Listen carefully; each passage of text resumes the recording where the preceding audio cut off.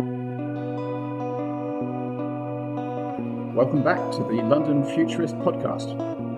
Our guest this week grew up in an abandoned town in Tasmania and is now a researcher and blogger in Berkeley, California. After taking a degree in human ecology and science communication, Katja Grace co-founded AI Impacts, a research organisation trying to answer questions about the future of artificial intelligence. Since 2016, Katja and her colleagues have published a series of surveys about what AI researchers think about progress on AI. The 2023 expert survey on progress in AI was published this January, comprising responses from 2,778 participants. And as far as we know, this is the biggest survey of its kind to date. Among the highlights are that the time respondents expect it will take to develop an AI with human-level performance dropped between 1 and 5 decades since the 2022 survey. So ChatGPT has not gone unnoticed. Katja, thank you for joining the London Futurist podcast. Thank you for having me. It's a pleasure to meet you, Katja. You too. So Katja, you asked survey respondents to give their estimated time of arrival for 2 different landmarks. Yeah.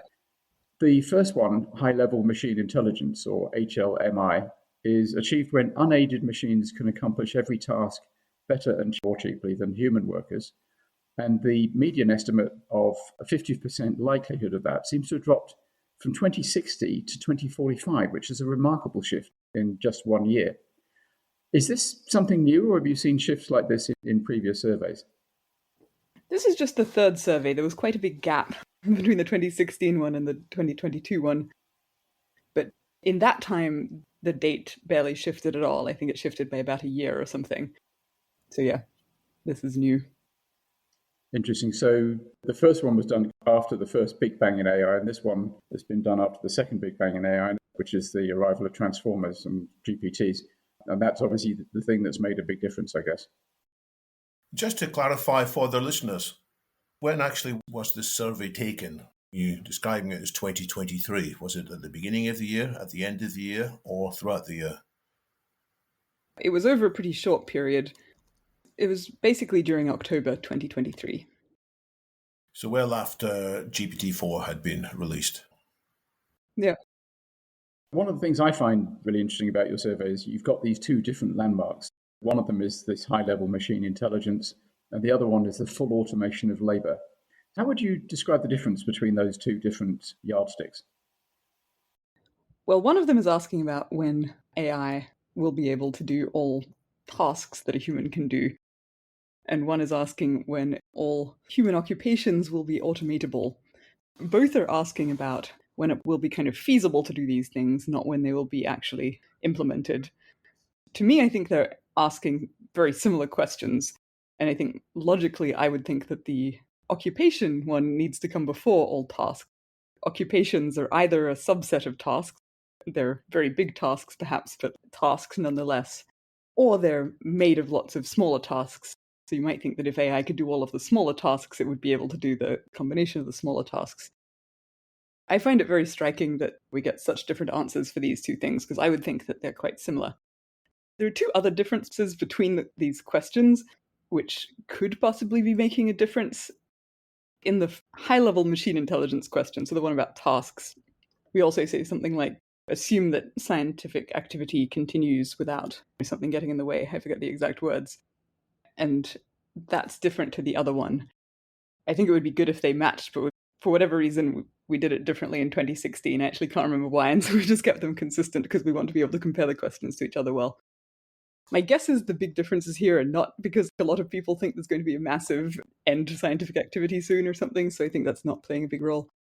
The other difference is that for the full automation of labor, we actually led them through a series of questions rather than just asking, when will this happen? We asked about 4 different particular occupations, when those would be automatable, and then asked about what a particularly late occupation would be that would become automatable. There was a free choice box where they could write something like philosopher. That was a popular one last time I read the answers, but that might have been a different year. and then ask them when that would be automatable, and then when everything would be automatable. So it might be that being led through a series of related questions causes you to have a much later answer.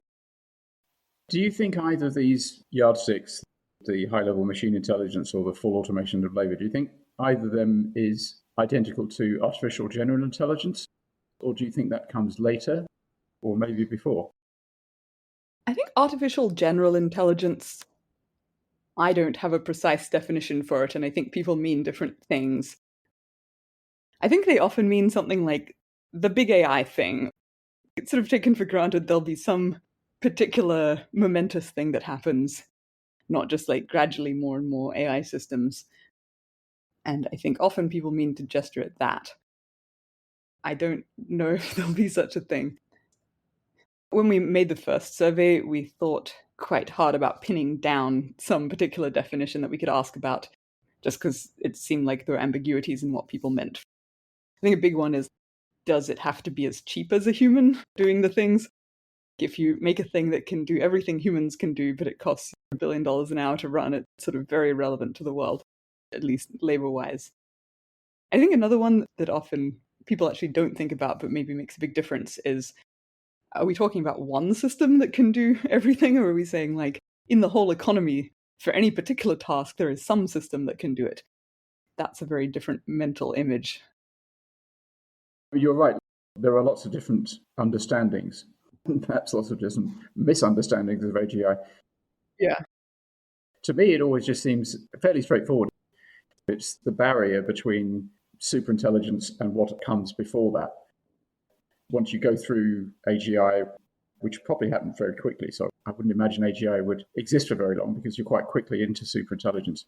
And the yardsticks that you've got, the high-level machine intelligence and full automation of labor, are things that should probably come before that.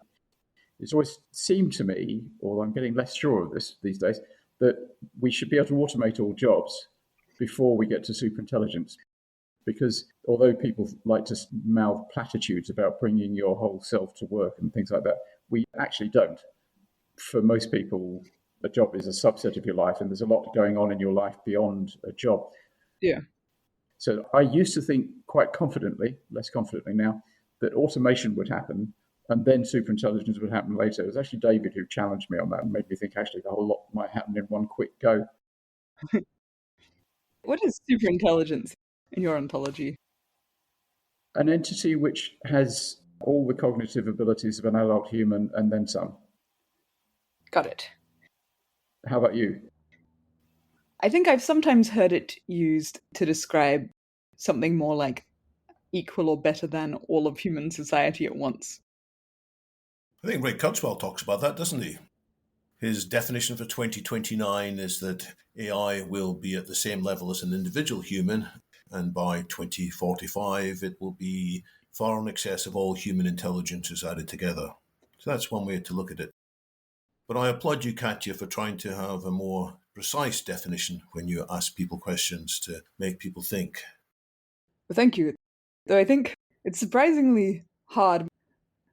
My guess is that a difference between the answers to these questions might still be that people are just misunderstanding the questions in different ways if you say them differently. From talking to trial participants, we got some sense that maybe people thought that one of them involved robots and one not, or like one involved physical things and one not, or that one of them included it actually being implemented in the world rather than just sort of feasible. Some of our listeners will be hoping for some reassurance that their own professions are further down the pathway than others. You said there was a range of different professions that was asked about.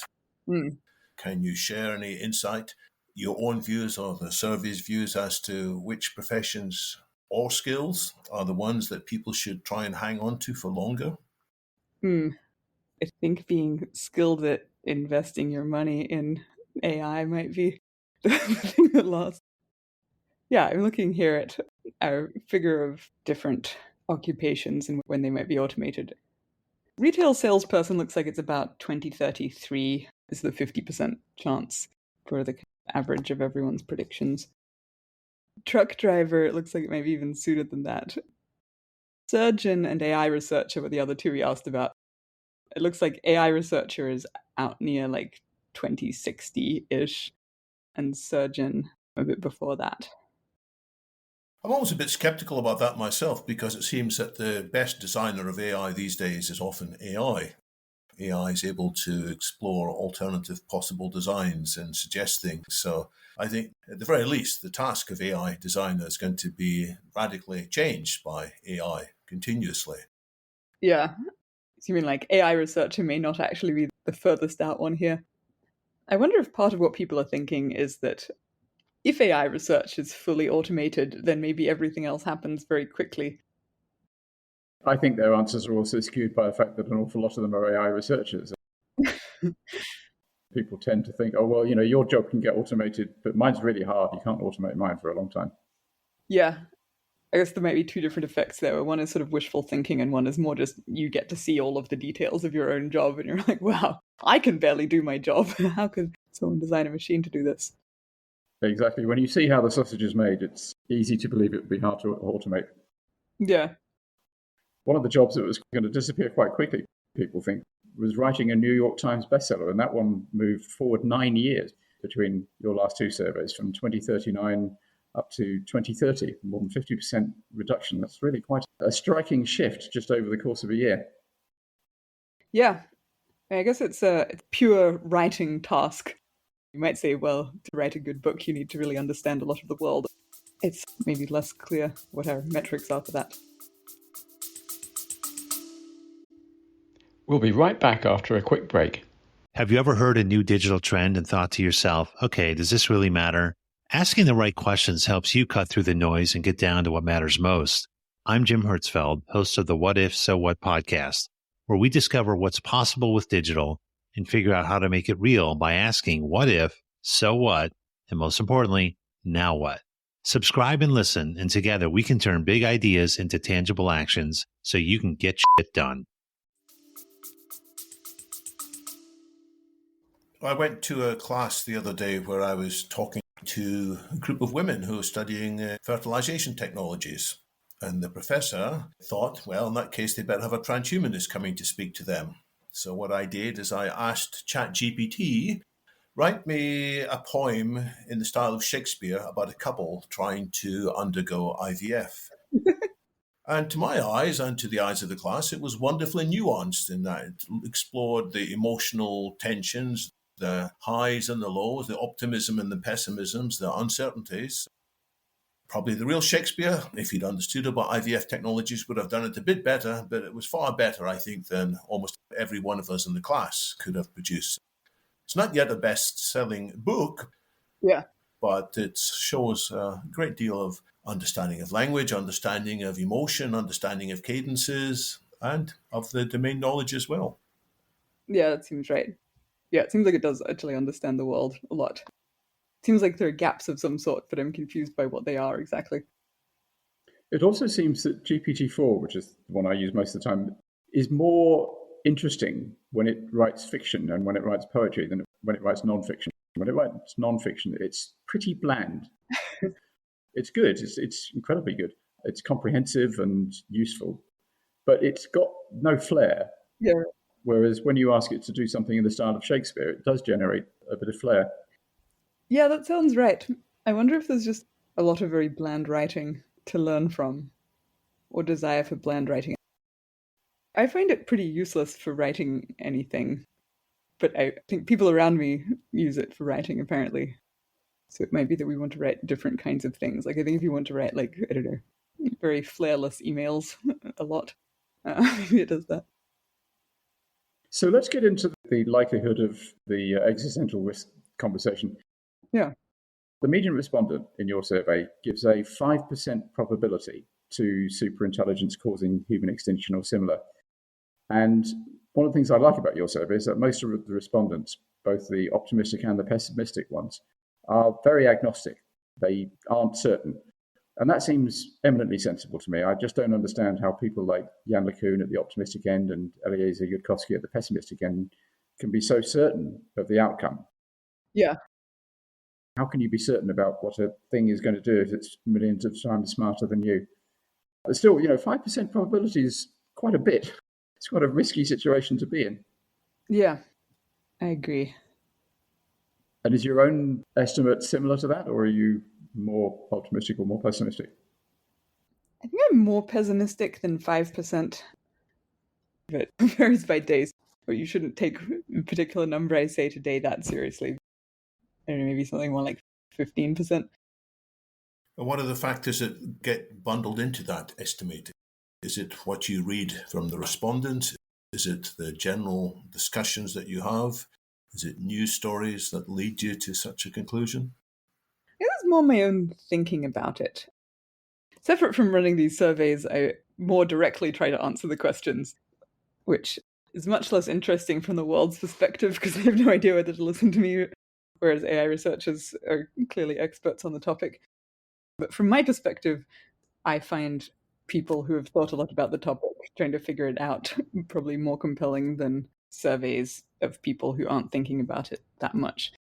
So I guess my thinking would be something like the reason to expect that AI might destroy the world is basically that we might create new agents that will have goals. It's not really that intelligence itself is a crazy thing. I think if we just had a bunch more intelligence in the world, but it was connected to the minds that already exist, if our brains got bigger, I think we'd be in a much better situation. The real risk is that we're creating sort of like an alien species, like a bunch of new minds that will have their own goals, and that this bounty of new intelligence will go to them. I break it down into, are we going to create new agents rather than just tools that we use for our own goals? I think it's pretty likely that we are going to create something like new agents, because I think agents are just very economically valuable. If instead of having a bunch of tools that you have to have humans to use, you can just make software that is the CEO of a company, you're probably going to do that. Also, already people are trying to make agents. Like as soon as GPT-4 came out, or before, I guess people were like trying to rig it up into something agent-like and asking it to destroy the world, in fact. Yeah. Which I hadn't really expected. So I think probably yes on are we going to have agents. Then there's a question of, are their goals going to be bad? Such that if they got most of the say in what happened in the future, would the future be bad? That's the much more open question for me. The Eliezer Yudkowsky type view is like, such goals are very likely to be bad. We sort of don't know how to get them into that very narrow range where they're close enough to human values that we would like what they made. But I feel a lot more uncertain about that. It seems like the actual sort of AI we have is pretty good at making things that look a lot like the thing that we pointed it at without us being able to define it very well. So I think you might have been more scared in like 2010 that we just don't know what human values are or how to write them down well. But you also don't know how to write down what a human face is like. But this kind of AI that we have can make a thing that looks very much like a human face.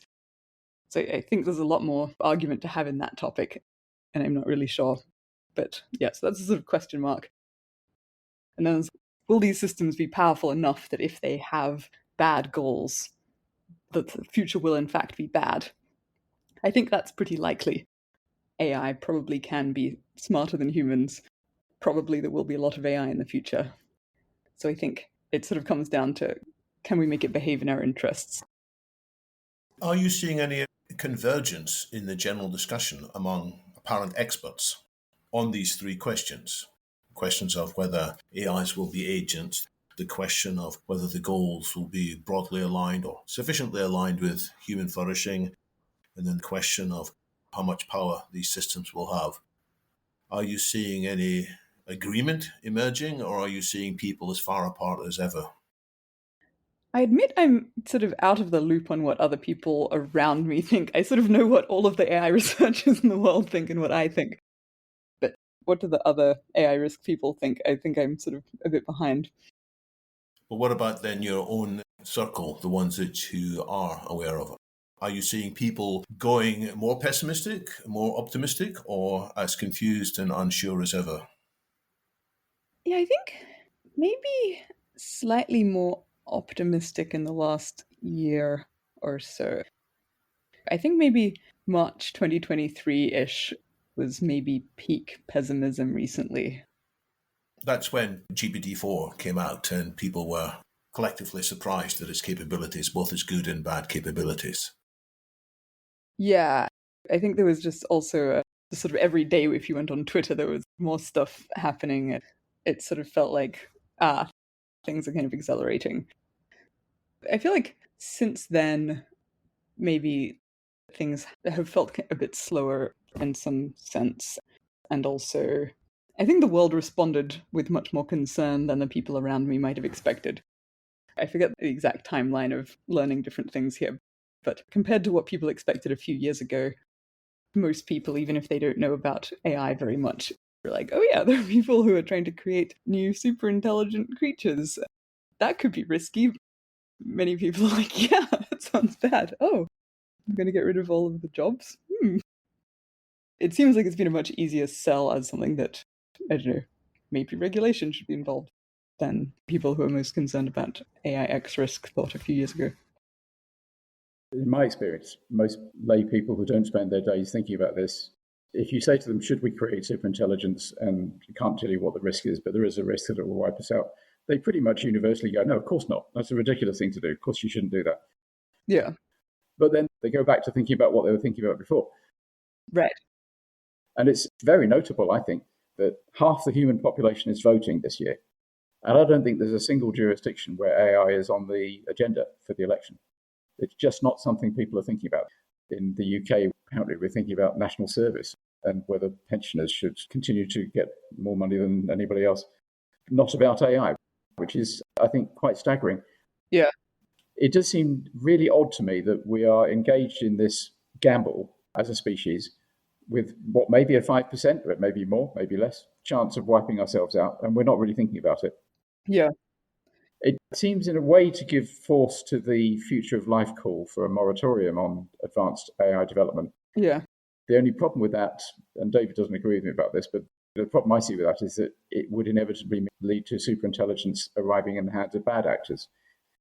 If public alarm could be raised, and maybe GPT-5 will do this, you could probably get a moratorium in the US, in Europe, and probably China, where they don't like out-of-control minds. But Russia's not going to stop. Korea's not going to stop, and the mafia's not going to stop, and there'll be some billionaires who won't stop. So you end up with superintelligence in the hands of bad actors, which doesn't seem like a good idea. My own take on that is that it's more complicated whether we're even in an arms race. Like an arms race is a situation where it's in your interest to keep going ahead, even though it's making it riskier and maybe you'll lose everything. I think quite plausibly in this situation, it's not in your interest to go ahead. And if it's not, then I think there's a good chance you could actually get the other actors to also realize it's not in their interests. It's a situation that's much more conducive to cooperating or not doing a particular thing if it's genuinely not in your interest to do the particular thing. The reasons why I think it's potentially not in your interest is just like, one, if there's a high enough risk of it killing you, it's not in your interest to win the race. If there's a 100% chance that when you get to the end line you die, then it's no good. Isn't the risk there, though, that people will say, yeah, sure, we don't want to go beyond a dangerous point, but we're not there yet. We could certainly add a few more capabilities into the system. We would benefit militarily. We would benefit in terms of better treatments for healthcare and cancer and so on. This bit we're going to add in isn't dangerous. You're saying it might be that you misjudge when the time is you should stop. It's like worth risking a bit more from your perspective, but from the world's perspective, it's not worth it. There's like a very big externality. Yeah, that seems right. I agree there's a big externality and that people probably will not make this judgment well. But I think it's quite plausible that they basically should not be racing as far and fast as they can. Selfishly, maybe they should go faster than would be in the common interest. A different reason I think that it's unlike a race is that often you would actually prefer your opponent to win later than for you to win now if you don't know how to not die. You might think that if America just stopped doing AI at all, that China will have much more advanced AI at some point. But if it means that the point at which China has that is like 20 years later than it would have been, then maybe a lot of progress has been made in the meantime about how to not destroy the world, such that China in 20 years AI is actually much better for everyone than America this year AI, hypothetically. But I think the thing where there's research on making it go well happening all of the time that it can be shared between the actors is an important part of the game theoretic situation that is ignored when you think of it as a race. Are you reasonably optimistic that it will be possible to achieve the goal of aligned AI, i.e., setting up either the initial conditions of a superintelligence so that it never wants to harm us, or to control it after it arrives so that it doesn't harm us? Do you think those are achievable projects? I think yes. If there was no time pressure to do them, I'd be pretty surprised if they weren't ultimately scientifically possible. If it's not scientifically possible to make a whole set of machines or whatever that can bring about something at least as good as what we would bring about if we were in control. I don't know if handing control to a set of machines is really the ideal thing to do.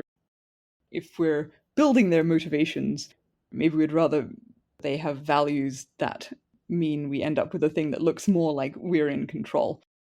Though you might still describe that as it's their choice that we're in control in some sense because they're potentially quite powerful but don't want to use that power. But yeah, it seems like there are sort of more complicated possibilities there that might be better. How does this compare with the super alignment project that Ilya Sutskever and Jan Leica were doing at OpenAI, which seems to have been shut down at OpenAI, but Jan has now popped up just a day or two ago as announcing that he's joining a super alignment team at Anthropic. Is that the same sort of idea that we can use AI and learning to figure out how there can be a beneficial alignment between what the machines do and what we will feel that we're in control of doing?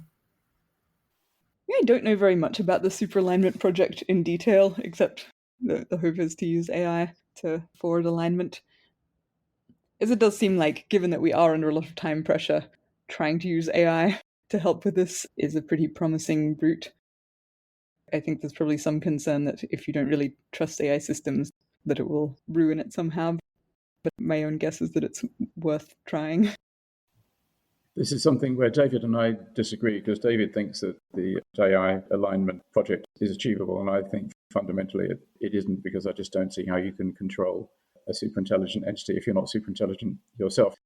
And I think it's an interesting indicator that the Machine Intelligence Research Institute, near where you are, has effectively given up.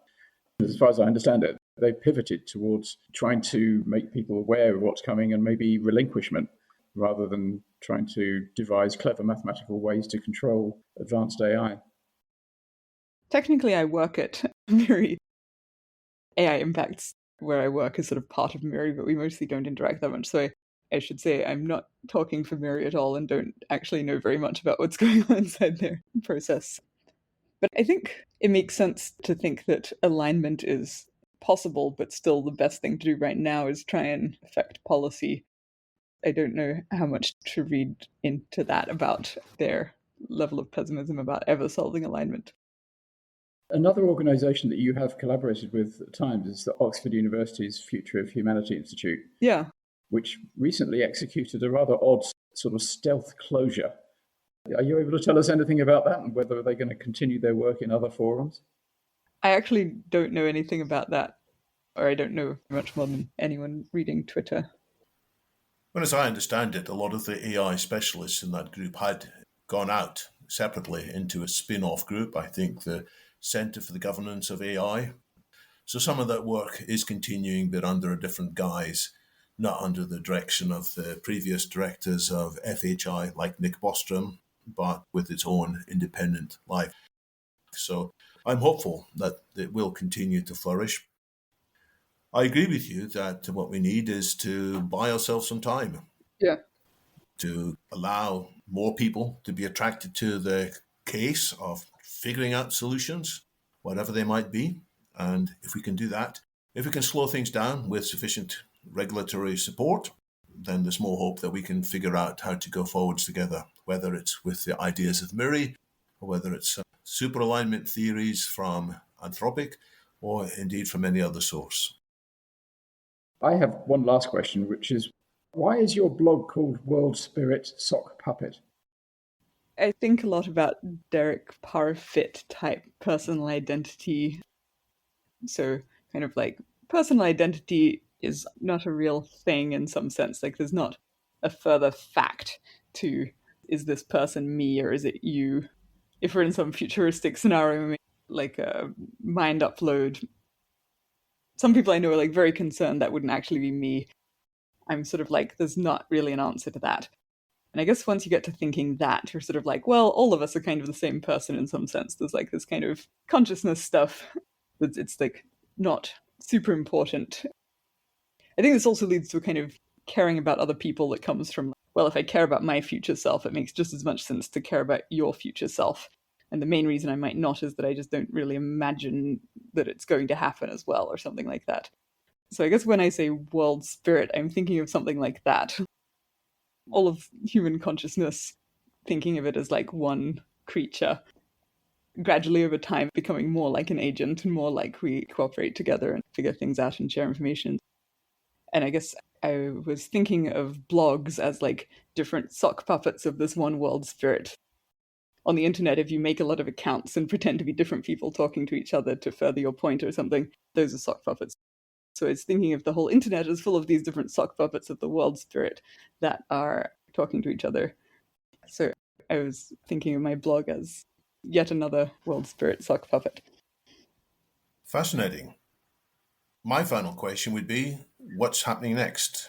Are you doing another survey? Have you got other projects that are taking more of your attention?